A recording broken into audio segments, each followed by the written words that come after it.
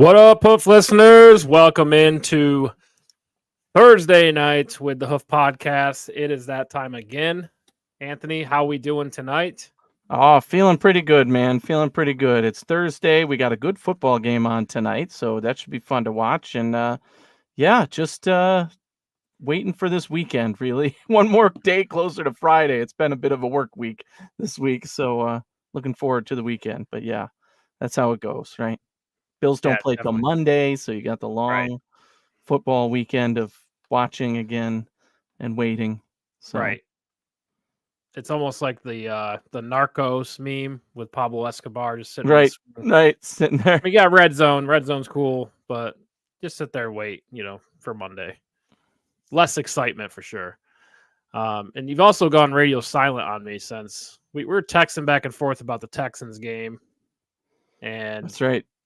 kind of got a little quiet in the group chat we're in.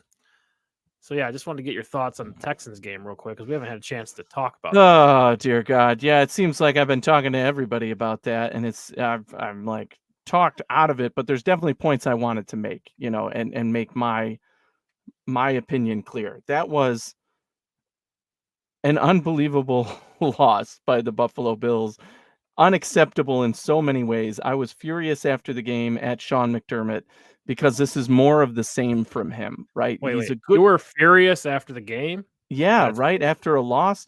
But I mean, it's McDermott that is right. It's every year the same thing with him. He invents ways to lose games. He's a good coach. I'm not calling for him to be fired. He's the best coach we've ever had in our lifetimes since Marv Levy, right? So I mean, the frustration with him is every time he fucks up big time, he always says the same thing, right? Oh, well, we'll learn and we'll grow.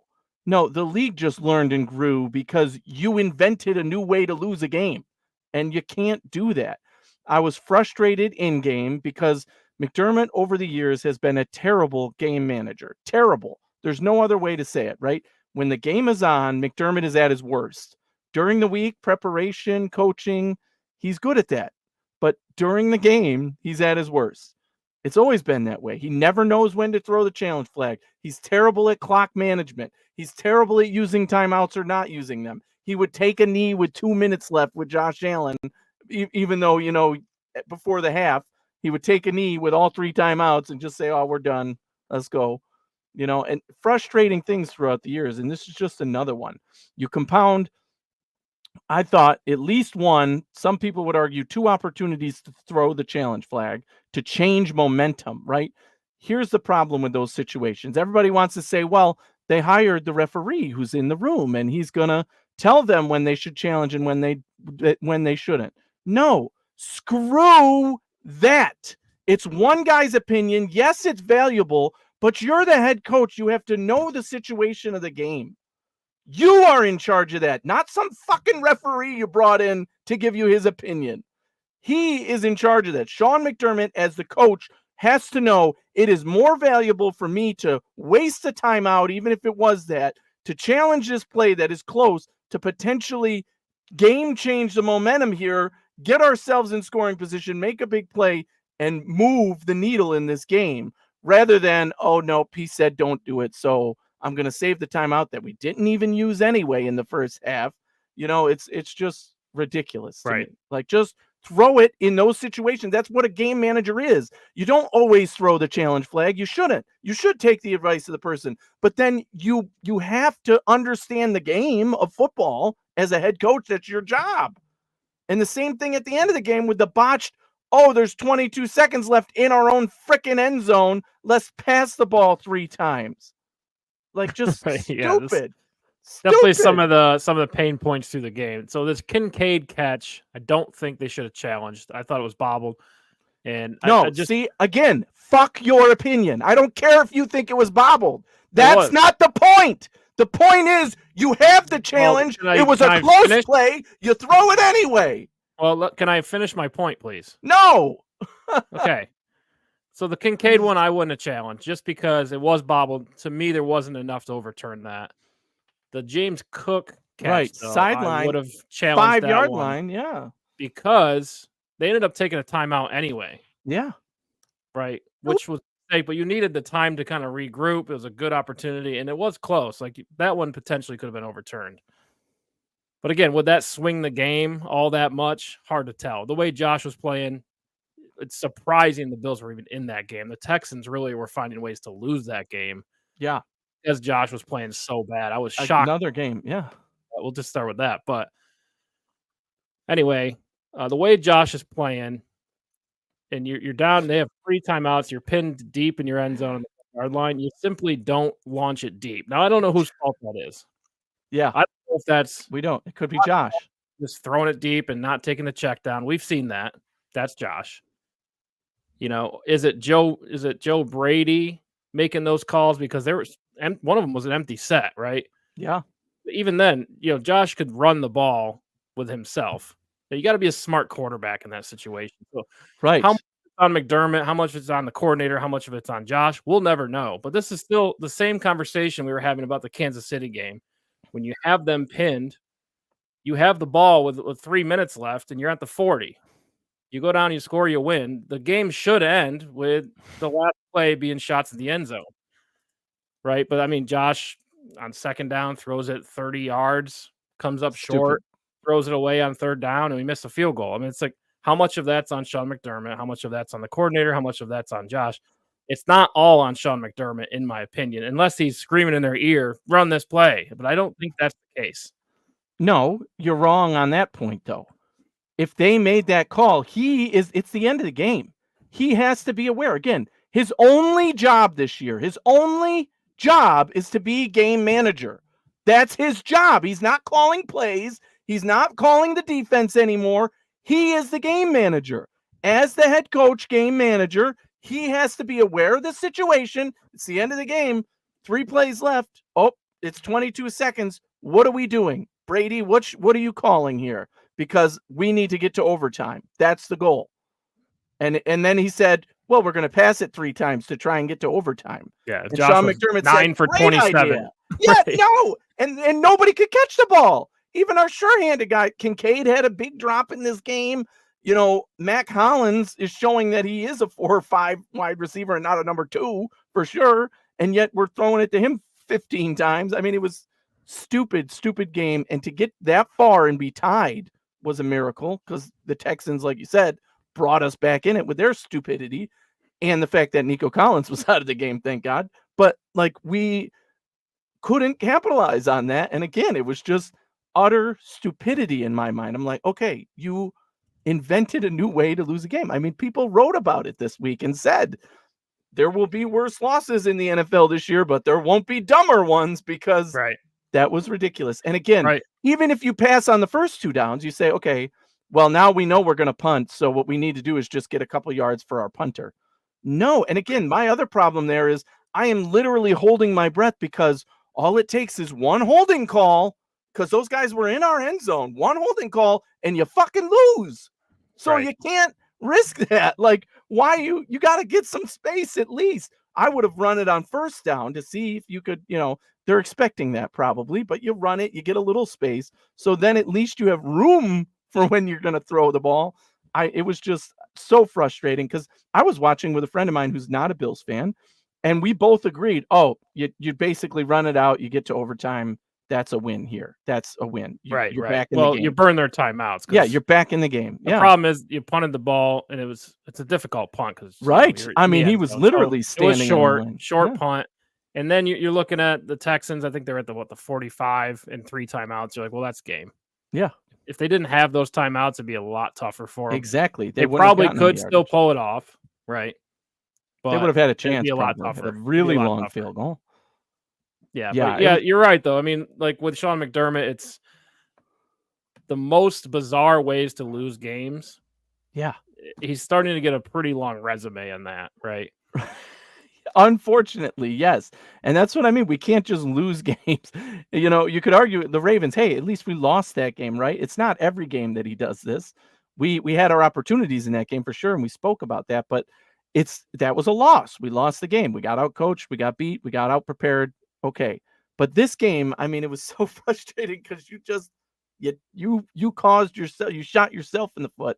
and gave yourself the loss, and that's never good. And like you said, at least once or twice a year this happens, and in the playoffs.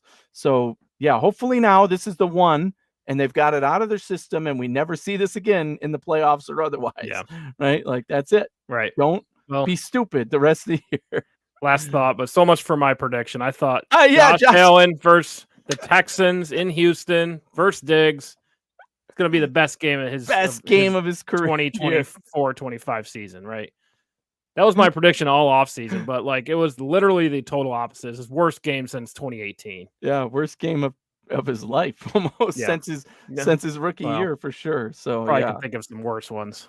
And I mean, it wasn't all on Josh. You know, a lot of people are like, well, Josh Allen is the reason they lost the game and whatever. Yeah, Josh had a bad game. There's no doubt about it. He didn't have a good game, but none of his receivers could catch for him. And if you watch the game just on that, you're like, okay, Josh isn't at 100%. Plus all these guys are tanking it for him because they can't catch. Well, the Coleman off the helmet thing. I mean, come on, that's bad. Well, right? You keep dipping in the bargain bin for receivers. You know? It's like it just that to me doesn't work. We've tried that. I feel like we tried that last year with, Hardy and Sherfield. It just doesn't work that way. I think this does support my argument that Khalil Shakir is better than what people give him credit for, though. We had the argument on Sterling's show about, is he a number one guy? And I kept saying, well, yeah, he is our number one guy, and he's done everything you've asked him to. So just because he isn't Devontae Adams getting 12 opportunities a game doesn't mean he's not a true bona fide receiver in this league. And he is. And now we see what it looks like without him, and you're in real bad shape. So he hasn't practiced yet this week, so that's not a good sign. And, it's probably expecting him to be out for the Jets game on Monday. It's not a good sign. It's not a good sign. I mean, got to find a way to make it work. I think they will turn it around. We saw, the first 3 weeks they were lights out. I mean, they're playing different style of defense. They kind of played into their favor those first 3 weeks. Now I think there's film out there. Teams are adjusting. The Texans and the Ravens are two of the best defenses in the league, right? And they're really Houston challenged Buffalo to throw it deep, and they proved they couldn't. So what do you do with that? I mean, to me, I think you got to reevaluate if Shakir's going to be out. We got to start looking at Keon Coleman. He's the only guy making plays week in, week out. I think he needs a couple He's more making targets. mistakes too, though, because he's a rookie, right? I mean, that's going to happen. Exactly. That's the frustration, because you're relying on him to make plays. You can't rely on him to make plays. You want it to come naturally for him. And that's when, like the touchdown he had in this game, that seemed like a very natural play. It was him catching the ball and making a play, turning and busting upfield. So that was good to see, at least. Well, I mean, you look around, it's like he's the only guy really making plays every week. I mean, Samuel, they seem to not be using. That's what I was going to make. Kincaid's getting a lot more attention on defense, which, seems like he's a little flustered, but anyway, that's just some evaluation. I mean, I know it's going to be a tough road. Don't forget about Knox, though, too, right? Knox and Samuel, the two guys who, again, you want to talk about being wrong. You said it would be Josh Allen's best game. I said those two guys we can trust to step up because they're veterans, right? These aren't rookies. You can't expect that out of Coleman because he's a rookie. He's going to make mistakes. But Kincaid or Knox and Samuel have been around the block and know what they're doing and should be able to step up and do their jobs at least consistently as they have in the past. We know who they are, what they're capable of. Yeah. And yet they're non-existent in this offense. You're still throwing gadget plays to frickin' Samuel when you need to let him run routes and get down the field and pass him the damn ball. It's not that hard. He's a receiver. Let him run the route and catch the damn ball. And yet 99% of his plays have been laterals, to the frickin' line of scrimmage. Too predictable. It's just stupid stuff, I think. But I think back to Coleman real quick. It's you look around the league, I think receivers come into the league more ready than ever, right? They get up to speed pretty quick. You think of Rashee Rice, Zay Flowers last year. I mean, I feel like we heard about his football intelligence all off season, right? This guy knows football. He loves the game. He knows he's into the X's and O's. Like, well, let's see that, right? Let's get that out there, and I think get him rolling a little bit because they need another threat, somebody who can scare the defense and take the pressure off some of the other guys, right? Well, That's where I feel like we're at. I'm still in the same place with him that I feel like he's gonna grow into that role. He makes a play here, he makes a play there. Well, By we the can't end of the wait anymore. season, he will be that guy, I think. Yeah, Yeah, right. Now we need him to be just because right. we're without Shakir, and that's again really showing, unfortunately. So we'll see what happens moving forward. But yeah, I think he's talented enough to step up. And again, you talked about these are the guys, the bargain bin guys that they got. They chose Coleman out of the guys that were available there. They chose his skill set. Now they have to use it to their advantage, which they're kind of missing right now. Right. And, they're playing a tough team. It's not like you're going to, you're playing a Tennessee or, a Carolina or something like that. The Jets, yeah, they have their chaos, but like the Bills have struggled with them recently. The defense, again, doesn't feel like a good matchup for the Bills offense. Mm-hmm. Right. And I don't know. You've seen this a lot with coaches being fired and really don't know if it's a boost or is it chaos. You just really don't know until they get on the field Monday. We've seen both scenarios play out. I mean, it's really hard to predict that stuff. It is a home game for the Jets. Aaron Rodgers is going to want to defend Nathaniel Hackett, it feels like, who lost play calling duties. So again, I have no idea what direction the Jets are going to go, right? Well, what team's going to show up on Monday? I have no clue. Could be a disaster for them, or they could rally and give a really good effort, right? But we'll get to that. Bills are Monday night, so they're the last game on the slate. We're going to run through all the games real quick and do our picks. What do you got? We got 3-0 49ers right now, Thursday night. 49ers -4 at Seattle. What do you got? Well, this is an interesting game, divisional matchup, good Thursday night game. I opened by saying that we have a good game tonight, and I expect a lot of scoring.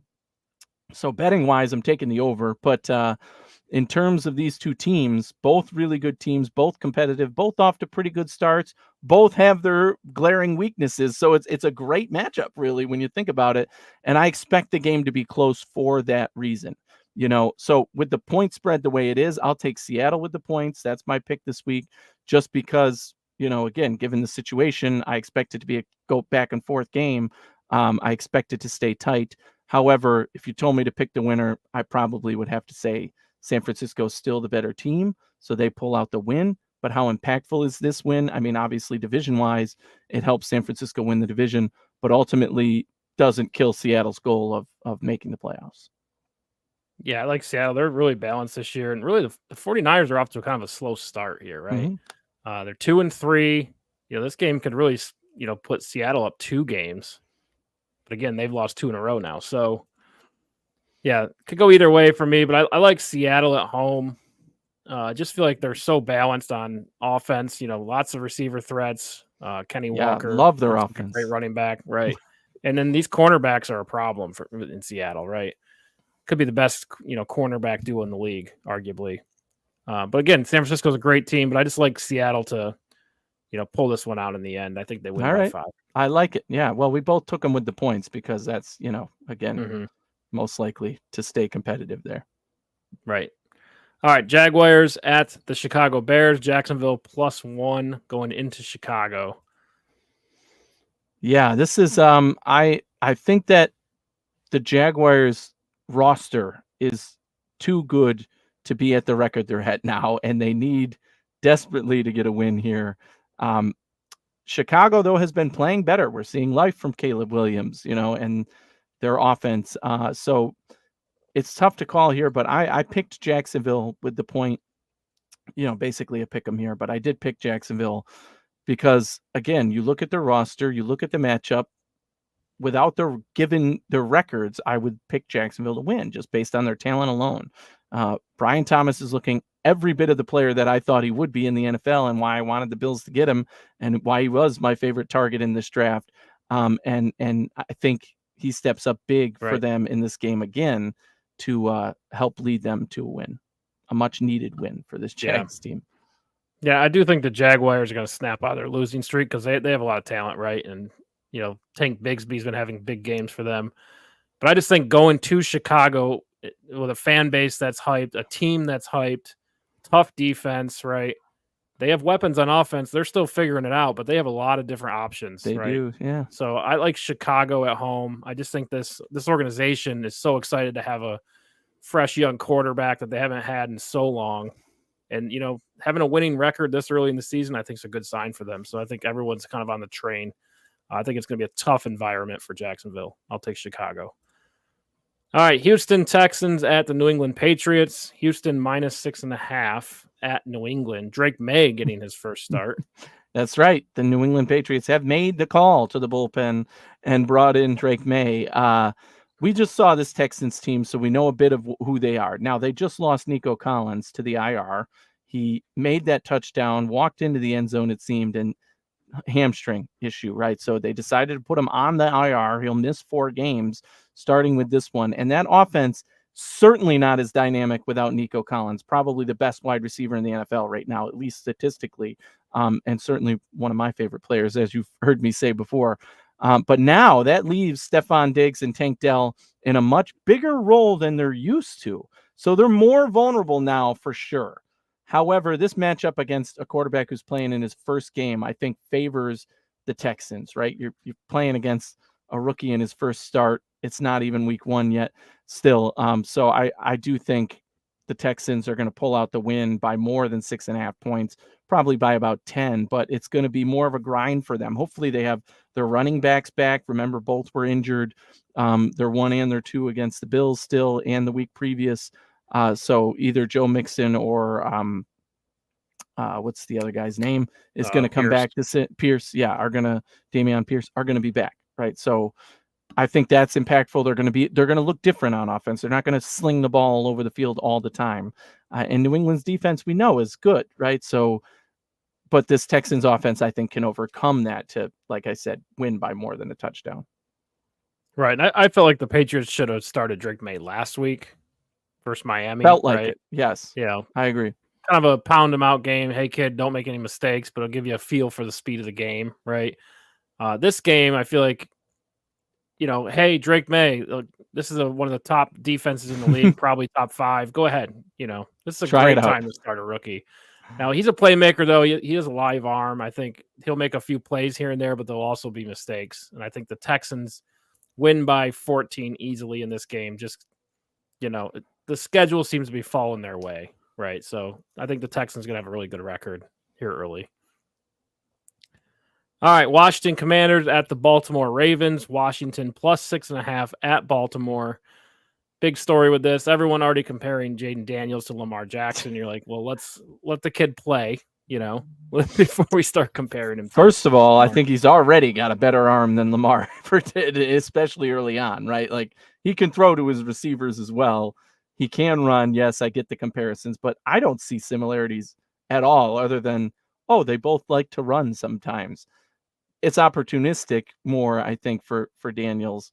And he's still kind of in that college mode of, I'll just do it myself if nobody's going to get open and if they're going to defend me this way. Anyway, I am happy. I think this is going to be one of the games of the week, right? The Battle of Maryland here. Washington, probably the hottest, most unexpected team in football right now. Baltimore has been vulnerable all year, all season, really, in every game. And now I think they're still playing at home, which I think helps Baltimore. I'm taking Washington with the points, but Baltimore to win the game. But man, it wouldn't surprise me if Washington pulled it off at this point. They've literally done everything to surprise people. So 4 in a row. Yeah, they've won 4 in a row. They're so, dynamic, right? They do everything they can on offense, especially. But the defense has been holding its own too.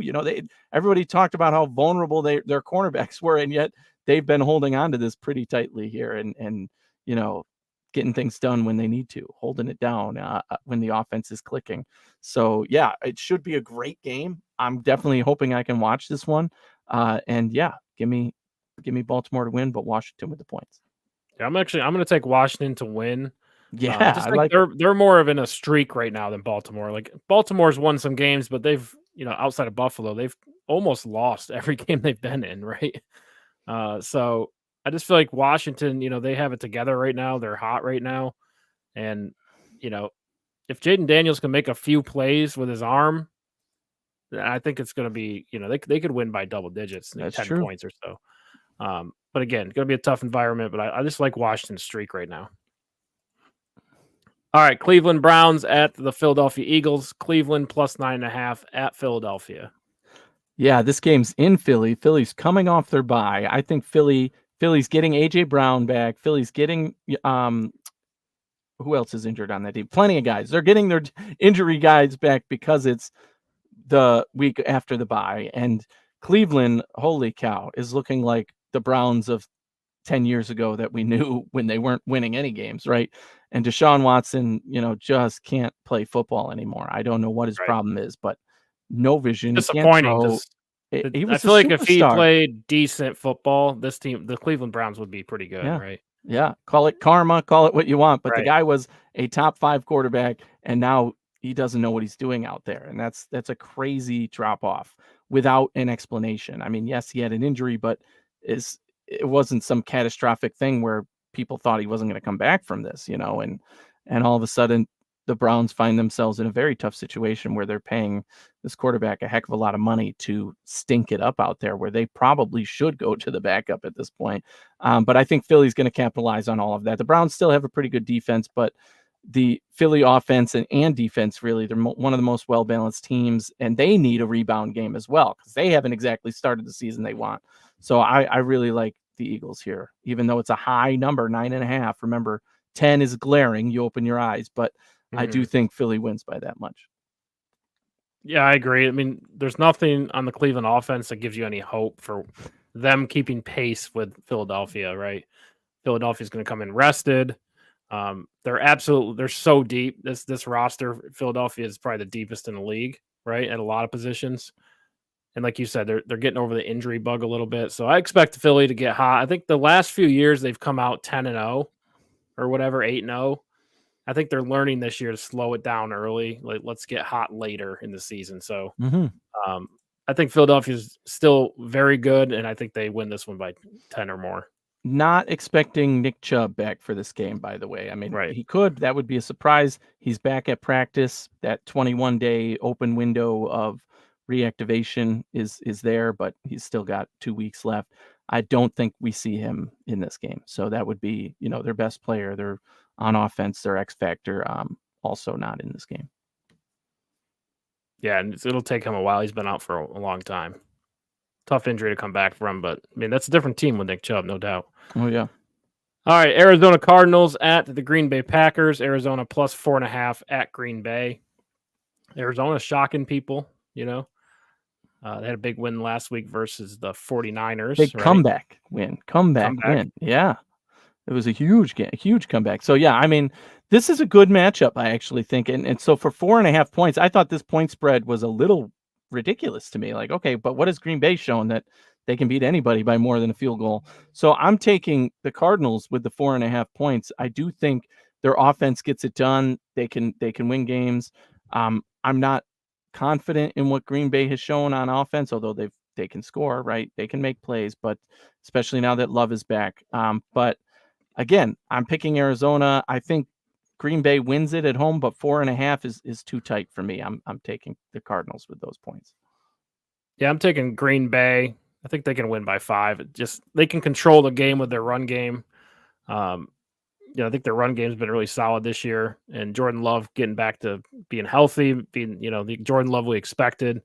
He'll make a few plays with his arm, and really, I just think it's tough to travel from Arizona to Green Bay. You know what I mean? And I think Arizona's they're a scrappy team, but they're still kind of figuring it out, right? So I think this one's just going to be one they're going to drop, but I still expect Arizona to be competitive moving forward. All right. Divisional matchup, Tampa Bay Buccaneers at the New Orleans Saints. Tampa Bay minus 3.5 at New Orleans. Derek Carr out for this game. I think it's Spencer Rattler. Oh, it is. It's the Rattler, baby. The rattlesnake, the Rattler. They're bringing him in, and that's going to be exciting to see another rookie make his debut here. But when that happens, it's always an advantage to the other team. You could argue the advantage is that we don't know what Spencer Rattler is going to look like in this offense. Certainly, the Saints have the weapons, still have Kamara. They have 2 good receivers in Olave and Rashid Shaheed, who has been electric this season and making plays down the field. So I think that they'll still score points in this game, but I really want to see Tampa Bay win, and I think this is a statement game where they are saying, okay, we're facing a rookie quarterback. We do want to, pound them into the ground and show what we can do.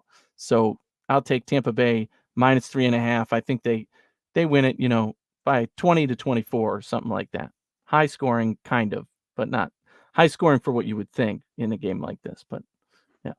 Yeah, and I know New Orleans came out hot, right? I think a lot of people kind of got on their wagon, but really they've lost the last 3 games, right? So they're kind of back to being the Saints we kind of really expected. I think Tampa Bay can go into New Orleans and win and win big. Like I said, Spencer Rattler's first start. That's going to be challenging. Todd Bowles will have the defense ready. And the Buccaneers, I mean, with what's going on in Tampa Bay with the hurricane, I mean, this one's for the city, right? They'll be inspired, right? So I like Tampa Bay in this one. Good call there, yeah. Indianapolis Colts at the Tennessee Titans. Colts +2.5 at Tennessee. Do we have Will Levis back? Yeah, that's the question in this game. And both teams, right? Young quarterbacks. This is expectations kind of unsure of what these teams are yet this season. They've won some games that were exciting, but then they've lost some games where it's like, nah, this is really who they are. So they look bad in their losses and good in their wins. It's confusing, right? So I would tend to lean toward the team that's getting the points in that situation. So that would be Indy. I think Indy also wins this game because I just like their weapons more. I like what they can do. We'll see if Anthony Richardson is back. I actually think they pass the ball better when he's not, but he's a more dynamic player. And if he's available, obviously they're going to play him. Yeah, I'll take Indy with the points, but yeah, it should be a good game, close game. Yeah, it should be a close game. I think Tennessee just wins at home by 3. There you go. Yeah, tight game, but I think Tennessee can make a play or two more and pull this one off. All right, Chargers at Broncos. Chargers -3 at Denver. Yeah, this one a little bit surprising because Denver has looked better of late, right? Like, okay, this team can contend in games and can do what they want to. And the Chargers, although they like to run the ball and they have Justin Herbert, their offense is still somewhat suspect to me. So I actually like the Broncos at home. They're getting 3 points. I think they could win this game. It's a divisional matchup, rivalry, again. So give me Denver at home with the points. Bo Nix with another 100 yards passing and yet pulls out a win because they can run and play defense. Right. Denver winners of 3 in a row, right? Yeah, so playing hot. I mean, they're figuring it out. I mean, this Chargers team, though, you want them to be good so bad. Like, okay, they got the franchise quarterback. You got the coach who's been to Super Bowls and NCAA championships.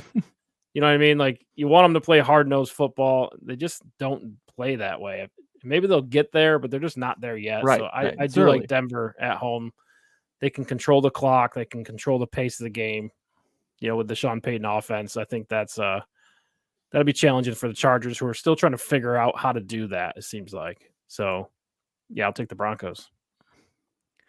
All right, Steelers at the Raiders. Pittsburgh -3 at Las Vegas. Yeah. Tough wow. one. This is one of those games that I think, there might not be a touchdown scored, or maybe one touchdown scored makes the difference here because both offenses not looking very good, and the Steelers defense has been very good, but their offense, again, I just don't trust them.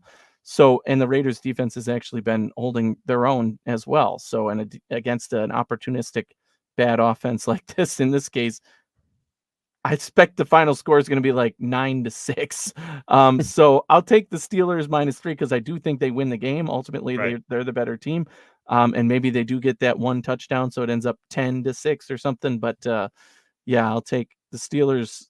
Not much expectation in this game. Probably betting the under. Yeah, and I think Aiden O'Connell getting the start for the Raiders. Yes. Yep. And really, you say 10-6. That's exactly what the Steelers want. Yeah, right? that's their type style of of game. football. That's what they Exactly. like. So, yeah, I think the Steelers defense is going to be a really tough matchup for Aiden O'Connell. So I'm taking the Steelers. I agree with you. It'll be a 14-7 type game. But I think the Steelers pull it out. All right, Lions at the Dallas Cowboys. Detroit -3 at Dallas. What do we got here? Two teams that expectations were through the roof coming into this season. Dallas just because of who they are, but the Lions as one of the leaders in the NFC. And certainly this game is going to have that atmosphere to it, right? Like a playoff game. This is a playoff game. And I just really like what the Lions do on both sides of the ball. And I still think that although they faltered at times this season, they're one of the best rosters and teams in the NFL for what they can do on both sides of the ball. And Dallas still has inconsistencies on both sides of the ball with injuries on the defense and, vulnerability against the run. And again, the Lions team that can run the ball, that can pass the ball. I think the Lions win this one by a significant margin. So I'll take Detroit -3, even though it's in Dallas, and we'll see how it works out there for them. Yeah, it's going to be a close game. I think it's going to be a pretty tough matchup, I think. But I just think Detroit's more built for this style of game. One that's close, one that's physical. I just think that's what Detroit is, right? So I think Detroit can win this one, but I do think it's going to be close. Yeah, I'll take it Detroit. All right, Cincinnati Bengals at the New York Giants. Cincinnati -3.5 at the Giants. Giants coming off a big win in Seattle. Yeah, Giants shocked the world. Right, and Another, are we concerned about the Bengals? I think that's the big question, right? Another bracket buster. The Bengals, wow, man, they had it 1-4 in the bag against Baltimore. They had it right there for them, and they missed the field goal, and then they freaking lose the game, right? Like, I mean, it was a crazy ending in that game, absolutely crazy. And I do think that what they've shown over the last 2.5 weeks is that they are legitimate on offense, that Joe Burrow is still a great quarterback in this league, that their weapons matter, and that they can use them efficiently and effectively. The Giants are no team to overlook on offense, especially, right? And we've talked about their defensive ends too, but on offense, they can run the ball. They can pass to dynamic receivers. Malik Neighbors probably going to be back for this game. But I do think the Bengals win it, and probably by at least 4 points. Again, that 20-24 score that I like to think about when the line is 3.5. I would do that in the Bengals' favor. So give me the Bengals -3.5. I think they find a way to get it done against a team they should likely beat.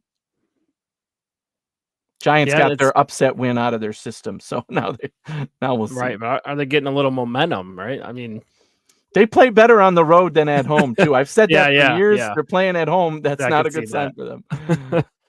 I want to pick the Giants, but I just think Cincinnati's back is against the wall, and we've seen this for like 2 or 3 years in a row. The Bengals start slow, they start getting hot in the middle of the season, and they finish strong. So I just think that's where they are now with the Bengals. I think Joe Burrow is going to carry this team to victory because they have to. You can't go 1-5, right? You just can't do it if you're Cincinnati, and I think that's that would be the end. Yeah, what's going to be driving them this week. I think it'll just be too much for the Giants. All right, Falcons at the Carolina Panthers. Atlanta -6 at Carolina. Welp, I'm definitely taking Atlanta in this one. I just think they are superior on offense and defense. Carolina, although they've been able to at least show life on offense with Andy Dalton, not quite a team that's ready to contend, and beat a team that I have in my NFC championship, obviously, and in the Falcons. So I think the Falcons take advantage of this one and get it done. Bijan, I think, is questionable for this game, but even without him, they have other weapons to go to. They still have Kirk Cousins showing why he's still a top 10 quarterback. I have that debate all the time. Last season, during the season, after the season, before the season. I mean, people want to crap on Kirk Cousins, but the guy is a top 10 quarterback, and I love watching him play. And last week was a perfect example of that. But going into this week, I think he's just going to build now, and that they're trending. What I really like about the Falcons is every week they've been trending the right way. Right? They started slow. They're looking better. They're gaining here. They're doing what they can, and they're want to do that all season long, basically. Right. And they've won 2 in a row now, so I think that momentum's starting to build, starting to figure themselves out. this is a divisional game. It's important. This is a game they're supposed to win. So if they want to win the division, host a playoff game, I think this is important for Atlanta, and I think that will drive them here. And if you're Carolina, you're just really trying to, weather the storm, it feels like. And I think there's a lot of young players on offense in particular for Carolina. So really, each week's like, can we get better? Can we get better? It's just going to be a long ramp for them, it feels like. So I like Atlanta. All right, Monday Night Football. Finally got through all the games. Now we can talk Bills for as long as we want. Okay, Buffalo Bills at the New York Jets. Buffalo -2.5 at the Jets. So much to unpack here, right? Yeah, Eric. Let's start with the New York Jets. Yes, let's start with the Jets. Because, Eric, what have I been saying since last season, since last preseason when Aaron Rodgers was still healthy? Last preseason when Aaron Rodgers was still healthy, when Aaron Rodgers went down, nobody was angrier than me because now the Jets had a built-in excuse of why they were bad. I wanted him to be healthy, and I wanted him to show that he sucks so that people could realize that Aaron Rodgers, yes, he was one of the greatest to play the position, but he's not anymore, and he's shown us that. And so his injury covered that up last year. He can't hide this year. You're healthy. Yeah, he's got a little bit of a thing here or there or whatever. Everybody does.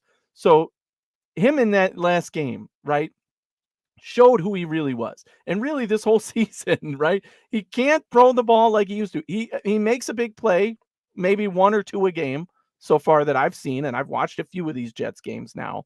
He can bomb it down the field. He can be accurate. He can still do that, but not consistently for multiple reasons. One, he's old and he's decrepit, and he's proven that. And two, the offensive line can't hold for him. Look at, are you kidding me? Look at him. I've been saying this for years, Eric. You fell into the trap. You even fell into the trap and said, well, their defense is good. Where? Their defense hasn't been good all year. They've got a lot of turnover on the defensive line, and it's showing. Then you say, the offense. No, they can't get it there. They've got two of the best players at their positions in the NFL, arguably, coming into the season at wide receiver and running back, right? And yet they can't get it done. Why? Because Aaron Rodgers is targeting Garrett Wilson, 20 times a game out of 30 passes, 2/3 of his passes. Right. And it's just, and then you look at the running game and they just haven't been able to get it done. That offensive line, like I said, struggling a bit this year, a lot this year. So that alone, the Jets are who I said they were last season, last preseason, last season, this preseason, all off season, every week so far this season. The Jets freaking suck. Okay, they're one of the worst teams in the NFL. They've shown that now. So stop making crap up. Stop giving them excuses. Not just you, everybody. This team sucks. They're not going to win the worst team at what? What are we talking here? Are we talking roster, coaching, quarterback? Not roster, because I wouldn't say they're one of the worst teams in the league. I expect them to finish second in the AFC East. Well, probably just because I think it's reasonable. Handed to them, right? But it's been handed to them. New England is classic. Rebuilding. They're the Jets, right? In this category of team, the Browns, the Chargers, they're trap teams. True. You look at this team on paper, like they should be, able to compete for the division, right? And I know Aaron Rodgers is over the hill, and I'm not trying to put him back in his glory days, but like when you watch the Jets last year, Zach Wilson didn't have a third down for 4 games in a row or something. And they were still winning games with defense only. So, you think you just change out Aaron Rodgers and Zach Wilson, you'll have a competitive team. That was kind of the storyline last year. Yeah, but their D-line hasn't been the same. It hasn't been the same. The defense has not been the same. I mean, when I watched them, they were holding people all the time. My God. Refs were all over them. It seemed undisciplined. Yeah, Sauce is terrible, man. Every play he's grabbing and holding, and then he's like, why'd you throw a flag? You didn't do that before. Right, and then they have a rough start, and the owner overreacts and fires the coach. This is classic Jets. Classic. Now what's the plan? Right, now you have to go through a whole nother rebuild. Your quarterback's probably not coming back. He's going to be 41. Your coach is gone, and now it's a whole nother rebuild for the Jets. But And they are all in for this season. We've said that all along too. So sure firing but you fired the coach. shocking move, right? You're Because not all in anymore. you're making him blame. You want a momentum change, right? You want that fired coach boost Sure. here.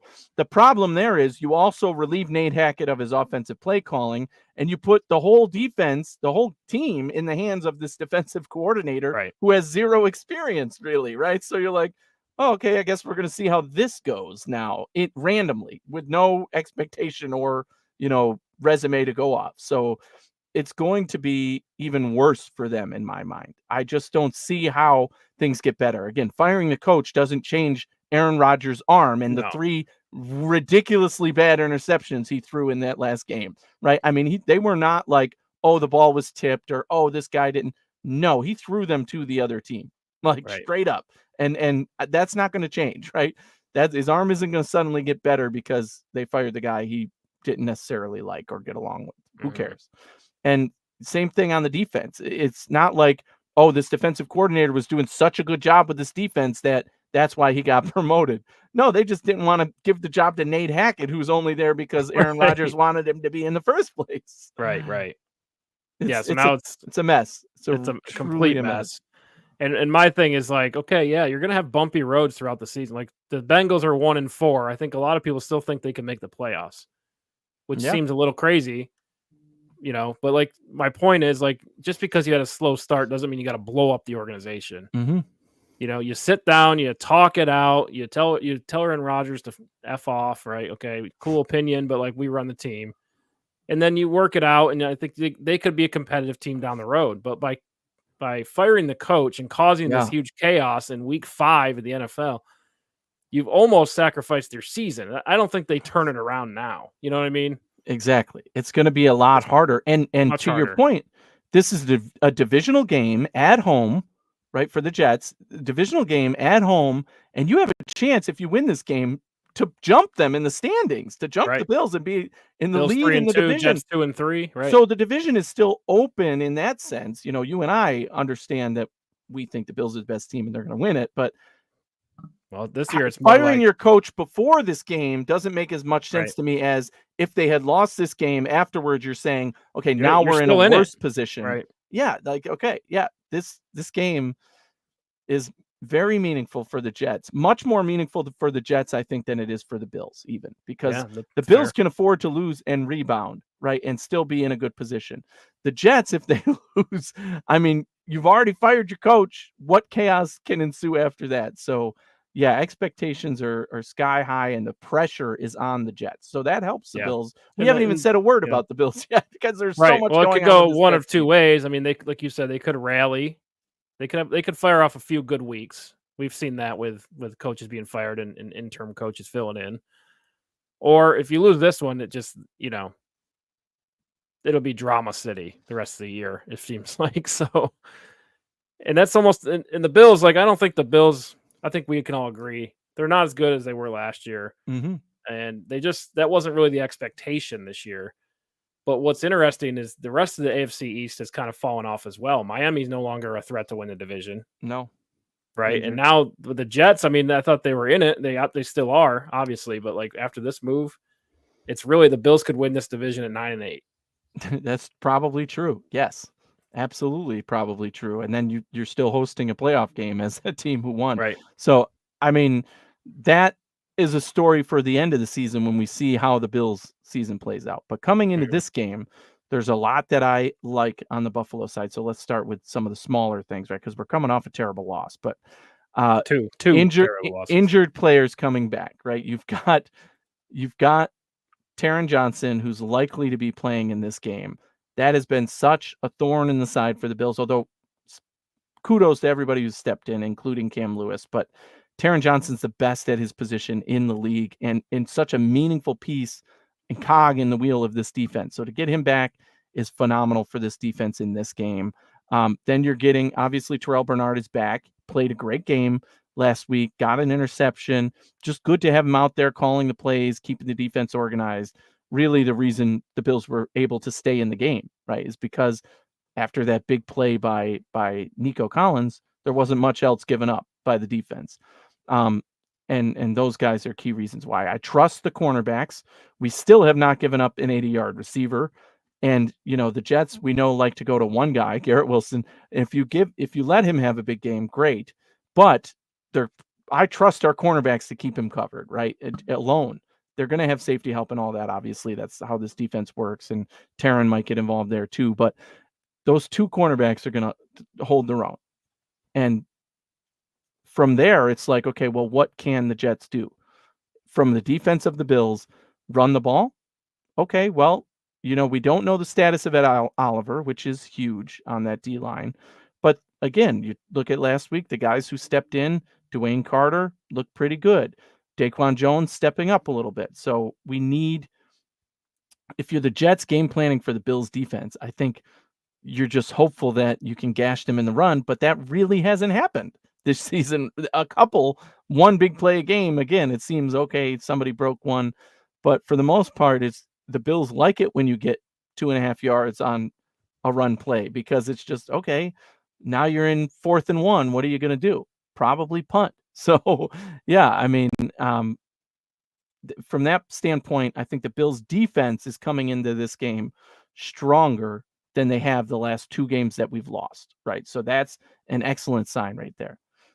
If we switch over to the offense, now you've got a matter of concern, right? More concern, I would say, than the last game, because Khalil Shakir, not likely to play. James Cook, not looking good for him either. He hasn't practiced this week. We don't know exactly what's going on there, but foot injury, yep. So it's not looking good for either of those two guys to be there.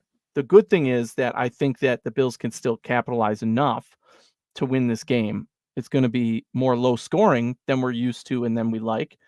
But, Josh Allen, if he takes what's given to him, again, in the offense in general, because, Ray Davis and Ty Johnson, perfectly capable of stepping up in the run game, I think. The James Cook injury is not one, although he's been arguably our best player this year, I would not say that taking him out of the equation somehow devastates this Bills team. We have guys who can step up and hold their own. Again, that depth, we'll see that come into play again now on the offensive side. Josh Allen has to rebound. What I'd like to see from him is do the opposite of what you did last week. You had your worst completion percentage game. I want those short passes to be the goal of the game again, like they were the first 3 games, and do, high efficiency plays, right? High percentage catch plays, Sure. right? Like just get the ball out, let it come to you. Don't try to force things down the field, especially against this Jets defense, unless it's open to you. You got to take what's given. If the Jets watch film, they're going to try to do cover. Oh, exactly. Right. Oh, they're going to try to get the Bills to throw it deep, because they've struggled with that for 2 weeks. And really, like, who scares you? Who's a deep threat for the Bills? I mean, it's Kincaid, Mac Hollins, Curtis Samuel. The Jets definitely have the secondary to lock that down and cover one. I think if you're the Bills and you're in 3rd and long, you're really hoping for a pass interference call or a holding call. Right, but if you want the high completion percentage, short passes for Josh, you gotta scare the defense and get them back in the too high shell, right? I'm not sure if they can do that. Right? Yeah, right. So it just might be a long, tough day if you can't hit a deep pass or 2 to kind of get the defense to back off a little bit, right? And I know they've been close. I mean, Mac Hollins, that was super close. MVS, if you think back a few weeks, I mean, he's definitely a deep threat, and they've almost hit those, but almost isn't scaring anybody. I hate the almost, right? I hate the almost. Right. I think the Bills are having conversations about wide receivers for that reason, right? Because I don't think it's not the guys at the top, it's the guys at the bottom. That Mac Hollins, you'd like to push him down to a 4, and make the 3 and the 2 and the 1 get a little more action. And obviously that depends on who you're bringing in. If that's Cooper versus, Devontae Adams, then it's going to be different snaps and lining up on the field and who goes to where. But ultimately, I want to see us get our guy back, Khalil Shakir, who is the leader on this team right now in terms of the pass catch room. So and one of Allen's go-to guys, and somebody who's reliable in terms of pass catching and everything, and how dynamic that changes the game. But I'm not expecting him to be there for this game, and I'm not expecting anybody to come in on a trade, even if they made it before Sunday to play significant snaps.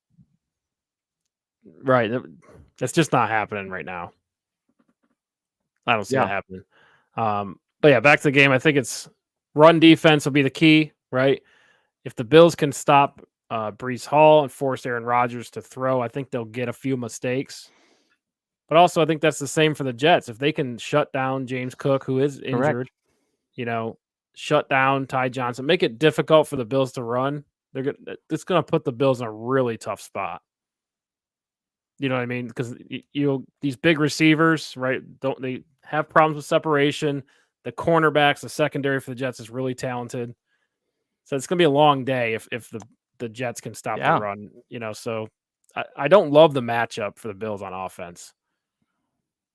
You're right, because again, especially without James Cook, really what the Jets have been more vulnerable to is the run, right? And that's what you want to do against them. Now you're relying on your guys to step up. Again, I said I think they can do it. I'm not predicting the Bills to score 30 points in this game, that's for sure. I think it's going to be more like, 23, Right. maybe, 23-10 or something like that. Right. Well, So I thought the Jets were the worst team in the league. they are, but we're not at our highest capability right now. Right. The Jets are the biggest Misery dumpster loves fire. company. The Jets are the biggest dumpster fire in the league, even with Cleveland in this league, because the Browns are the Browns. You expect them to be the that. Jets but might out Cleveland, right? yes, and nobody was saying, "Oh, Cleveland's going to make it to the playoffs and go to the Super Bowl and all this," whereas the Jets were getting that this year. So please, it's definitely the Jets. They're the biggest dumpster fire. They fired their coach. Cleveland might be on that path, but they haven't done it yet. So how are we going to feel as Bills fans if the Bills drop this game and the Jets take the lead in the AFC East? I mean, it's going to be. You're right. So it changes the Jets season, right? Their perspective on the season will be totally different. Exactly. What about the Bills, though? I said earlier that it's not a dagger to the Bills, right? It'd be terrible to lose 3 games in a row, and it's not going to make you look good. But we're still capable, a team that is capable of rebounding, and we know that we're dealing with so many injuries right now. We're going to get guys back. The team is going to trend in the right direction enough, right? That you feel somewhat confident. Maybe it forces their hand to make a move, which might be nice if you're a Bills fan. So we'll see where that goes. But I don't expect, obviously, I'm not predicting the Bills to lose this game. But if they did, I'd be very angry. And I don't think it is going to end up being significant for the rest of the year. Like it's going to matter in the moment, and it's going to matter for what going into the next game. It puts a lot of pressure on you. Mm-hmm. But I don't think it'll ultimately impact, like you said earlier, who's going to win the division. So. Right. And I did have the Bills splitting with the Jets, 1 loss, 1 win. So it's typically how it goes anyway. Going to be a fun game. Like you said, I think it'll be physical, low scoring. Whoever makes a mistake will lose, right? And I could see that going either way, to be honest with you. Really? You think the Jets could beat the Bills? Yeah. Are you taking them with the points? Well, let's not get carried away here. Because like I said, it's like with the coach situation, the Jets, this could go one of 2 ways. There's really no way to know. Like their momentum on the season resets. You know what I mean? You can't really go off what you've seen. It's different drama. Now there's different interactions in the locker room. It's a different perspective on the players season. Didn't even get to say goodbye to their coach or whatever. You didn't even get a chance to talk to them. Right. So Escorted out, right? Pretty rough. But I do, again, the line is very, very favorable to Buffalo to me in this game. I think the Bills can win by a field goal. I'm confident in that much, right? So the fact that the line is 2.5, give me that all day. So, again, I'm in that 23-10 range. Right. Yeah, I kind of feel that too. And I just think we can't have back-to-back horrible games from Josh Allen. And I think it'll take a horrible game for the Bills to lose. If Josh Allen plays decent, they'll be in the game, capable of winning, right? But I think it will be close. So, yeah, I'm going to take the Bills by 3 as well, but I'll go 20-17. Ooh, 17, huh? 2 touchdowns. Yuck. To that team? There's some talented players. They scored 2 touchdowns in the past 3 games? Can the Bills stop the run game? I think so, yeah. With Taron Johnson back, remember, he plays that extra linebacker role sometimes for the run game. So I do think, yeah, it's going to be meaningful. We'll have to see. Anyway, Monday Night Football, going to be a good time. Do you watch Manning Cast or you watch Normally Go I Troy. like to watch the Manning cast to see, their breakdowns and stuff. But for a Bills game, I think that I'll just watch the the actual Yeah, broadcast yep. game, I'll because I go back want and to watch stay focused. Exactly. the Exactly. Manning Record cast the on Manning YouTube. cast, Yep, watch the game. Yeah. yep. Got to see Yeah. what Bill Belichick says. I mean, I love seeing him out of football. Right. It's Hate him as a crazy. coach, but I love him as an analyst. Yeah, Right. I agree actually, and I cannot believe I'm saying that because I thought he was gonna be the worst TV personality ever, and yet he's not. He's so informative and fun. Have Hmm. you seen the segments where he's on ESPN or whatever doing he's the professor in the classroom and the Oh, other right, guys right. who are football players, mind you, are like the students, and he's like, "So what does this mean? Oh Yeah, yeah, yeah, it's that, and here they go." And he's breaking it down, and yeah. that is so I've learned a lot from that. I'm like, "Man, this is fun." Like Right, Bill Belichick is fun. What the hell is happening in the world? But that's how it goes, man. right, He's out of the game. He's more relaxed. And who knew he actually had a personality, I guess. right. Versus Tom Brady, which is Yeah. funny too. I guess we knew that Tom Brady always has been just Hmm. absolutely mundane, Right. boring guy. It's Like just his really fun to have lifestyle, them out of food. football because when they were in football, it was really bad for the Bills. Yeah, yeah. So But everybody's been critical of Tom Brady as a broadcaster so far, which to me is it's just learning the ropes. I'm not here or there on that yet, but there's no doubt Belichick is quality television mhm, analyst to watch for football. no doubt about it. So yeah, tune into the Manning cast. Going to be a fun game. Uh, Bills could get a big lead in the division if they get this win. So it's from a Bills fan perspective, I think it is big for the Bills. And you looked at that 3-game road trip, which is kind of rare having 3 road games in a row. And you're looking at that going, well, they're not going to win all of them, but no one said they're going to lose all of them, Oh, definitely not. right? Yeah, So, and the way they've that's rough. lost them has been very bad. So this feels like the Bills really need this bounce back. If they can get to 4-2, you have Tennessee coming up. Feel like that's a winnable game. You have the Colts coming up. I feel like that's a winnable game. We're having totally different conversations, but you got to get through this one, and this one feels tough. Yeah. Yeah, especially given the injuries, the circumstance, the situation. Yeah. And let's hope that Jets that one game coaching fired boost that teams seem to get, it's too early for that so far. Let's hope it's too early for that. They can only hope.